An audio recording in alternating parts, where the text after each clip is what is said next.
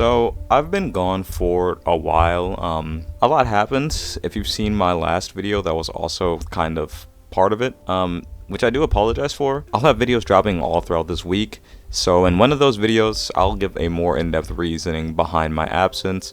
But today I kind of want to focus on the topic at hand because this video honestly may take a bit. I'm going to be covering every upcoming Yuri anime that we know is set to be released in 2025 as of now, and kind of my opinions on them. So without further ado, let's get started. So starting off with number 1, we have Watanare, aka There's No Freaking Way I'll Be Your Lover Unless. So before I give my opinions on this, let's at least talk about what the series is about. Watanare, written by Teran Mikami, revolves around the typical life of Rineko Amori. My bad if I butcher these names, by the way. I'm not Japanese.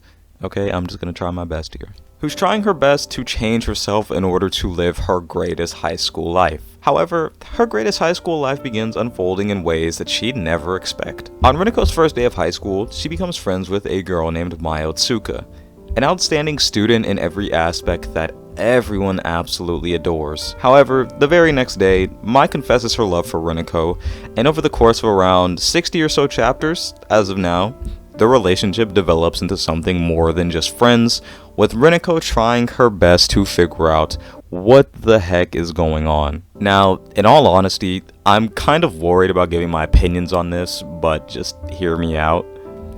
When I talk about Yuri works, I try to keep it generally positive, even if I dislike the work, but I'm just going to rip the band-aid straight off and address what needs to be addressed because there's a lot that needs to be talked about regarding this series. Before anything, in case you haven't fully read Watanare, it's necessary that you understand that Watanare is a harem series. There's more than one love interest. In fact, it's more so like a love triangle, which to each his own, of course. But my problem with this isn't the fact that the series is a harem. There's plenty of harem series that I do like and would probably even rewatch to this day. It's the fact that the series isn't really established as a harem, nor is it advertised as a harem.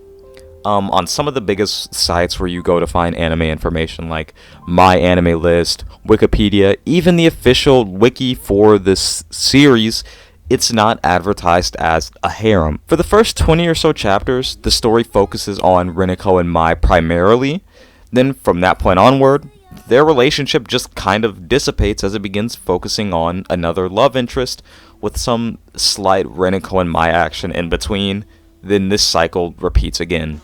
And in all honesty, I kind of found this to be very infuriating because, like I said earlier, this series isn't really established as a harem, nor did I or most people reading know that it was going to be a harem. So I ended up honestly quite disappointed because, well, I just felt like I got something I didn't sign up for. And you can literally search this. People are upset that this series is a harem because there's not much implication in the series that it was going to become a harem, and like I said, it wasn't advertised as one either. Okay, editing me here. I don't really point this out in my little speech here, but this is mostly a personal nitpick, I guess. It's also to inform you the real complaints haven't really started. Just wanted to make that clear. This is a personal nitpick with me because I know actually a lot of people do like the series because it is a harem. It's very infuriating to grow attached to these characters like Rineko and Mai, only to find out that they aren't even necessarily the highlight of this series. It just kind of feels like halfway through this series decides that it wants to be a harem, then it just becomes a harem, even though there's not much, if any, implication prior towards the series becoming a harem. But I digress. With that aside, there is something that I want to talk about that I wholeheartedly believe will become an issue when the series gets animated, which is the characters. Now, I've said this in a video before. I'm not too judgmental when it comes to characters because characters are very difficult to create. However, let's just talk about it. There's a lot to talk about regarding the characters and the characters' actions throughout the series. And one character that I want to begin with is going to be Mio Tsuka. Mio Tsuka is a very not entertaining and controversial character for many reasons. and she also happens to be one of the main characters, so this is very much worth talking about. Firstly, before anything, this girl at the top of the class hierarchy who rules over everyone and is absolutely adored, this trope is just kind of burned out. I feel like we see it in almost every Yuri, but that aside, that's just a personal nitpick. That aside, we need to talk about some of the things that Mai has done that makes her a character that honestly takes some of the joy out of this series. And when I say that, the first thing that comes to my mind when I think about things that Mai Otsuka has done is chapter 14. In chapter 14, Mai comes over to Rinneko's house and, out of jealousy, forces herself upon Rinneko, although it is painfully clear that Rinneko does not want this. Rinneko even outright states that she doesn't want this, and Mai continues going. Honestly, pretty disturbing.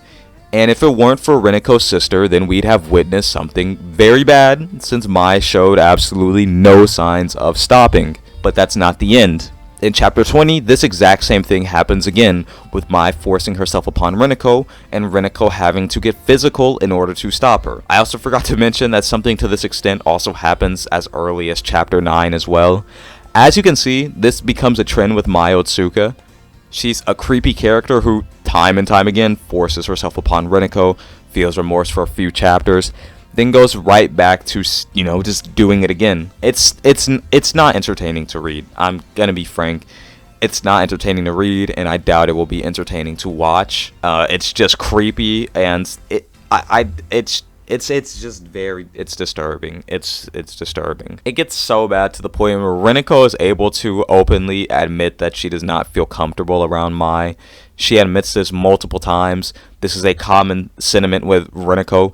She doesn't feel comfortable around Mai, and can you blame her? Mai's a creepy character. And one thing that I actually want to say to the whole Watanare community in general, or more so a question I want to ask, is why this is as overlooked as it is. When I'm looking at comments to people who are reacting to these scenes, you have people who do complain about it, but the mass just writes it off as something silly, like, oh, that's just Mai being Mai. She forces herself upon everyone. She everyone, not just her crush. That's just Mai being Mai. Why is this overlooked? I don't know if this is just a thing with the manga, but I feel like when this gets animated, this isn't gonna go as smoothly, especially because anime tend to, how do I want to put it? Anime tend to kind of have a fan base that's more expressive, I guess you can put it. I think people are going to vocalize this when it actually comes out, Mai's character as a whole. I'm very interested to see how this goes, because Mai is, she's a character of all characters, alright. Moving on, let's talk about Rinneko, the protagonist. Rinneko on the surface seems to be a character who has a lot of depth and a lot of background, when in reality this is just not the case at all. Rinneko was ostracized during her time in middle school, ultimately spending her days of middle school entirely alone, which is why she's trying her hardest to make her high school experience different. While that isn't the most interesting come up, I think it's also important to note that not every single character needs to have an outrageous background to be captivating, but we're not going to be focusing on Rinneko's background here. We're more so going to focus on Rinneko's actions throughout the story that work in unison with Mai to create the most irritating concoction of Yuri characters. First, Rinneko is very open about the fact that she doesn't like Mai the same way that Mai likes her. And Rinneko is also very open about the fact that she only wants to be friends with Mai, and that Mai makes her very uncomfortable. But she always gives Mai mixed signals. She's pushing Mai away consistently, and when Mai makes up her mind that, hey, maybe it is better if I give up on you, Rinneko, Rinneko gives her a false sense of hope. In fact, throughout the whole series, Rinneko gives Mai false hope. It's the reason why Mai keeps forcing herself upon Rinneko. Rinneko validates her every single action. Mai doesn't face any repercussions for what she's doing. She gets away with it, which is why she keeps on doing it. It's not realistic in the slightest, and it's infuriating. I don't know. I don't know about you guys who are watching this video, if you like seeing your protagonist get, harassed over and over and over just to go, hey, it's okay, because we're friends. That's what all friends do. No. Rinneko is, she's not an interesting main character to follow. And I'm sure, no, it's not even that. There's a lot more that can be stated about Rinneko, but for the sake of time, because I think we're already like 10 minutes into this video. I'm gonna leave it at that, and you guys can go ahead and take a crack at this and let me know, how you feel about Rineko. I'm gonna leave it at that. And the reason why I point all of these things out is because I want you guys to know what you are getting into when you watch this series. I don't dislike this series, nor do I hate it. I'd even go as far as to say that I quite like this series, but there's a load of things about this series that are worrisome, which is why I'm even surprised that this series got an anime adaptation at all. Of course, I will still watch the anime adaptation. I'll most likely even make some videos on it if the anime adaptation is good. And I'm very curious to see how the masses will respond to this series because, despite everything I've said, this series is still something new. It's a harem Yuri series. I can't name a harem Yuri series that we've ever gotten before. And when it comes to anime, manga, Yuri anime, any manga, I'm always open to see new things, and I'm very curious to see how this adaptation does, and I'm very curious to see how it will be responded to. Once again, just stating, I'm not a Watanare hater. Don't come at me in the comments. I have been keeping up with this series for 2 years. I have been consistently reading this. I'm pretty sure that I also have the first ever review for this series on my anime list. If I do, I'll put that on the screen. If I don't have the first ever review, then I have the second ever review. I've been keeping up with this series for a long time, so yeah, of course I'm happy to see this anime adaptation, I'm just going to be honest with you guys because I don't want anyone to end up disappointed when they indulge in this series. Next up, we have a series that I actually read kind of recently, that being This Monster Wants to Eat Me. This Monster Wants to Eat Me, written by Sai Naikawa, also gives the traditional Yuri that we're used to seeing a run for its money. 2025 is already looking good. After losing her whole family in a car accident and barely even managing to escape herself, Gyatose Hinako, the sole survivor of said accident, struggles to find the meaning in her existence and even the world around her. After being drawn to something mysterious in the sea, Hinako meets Shiori, who introduces a theme that'll be brought up time and time again throughout the series, which is death.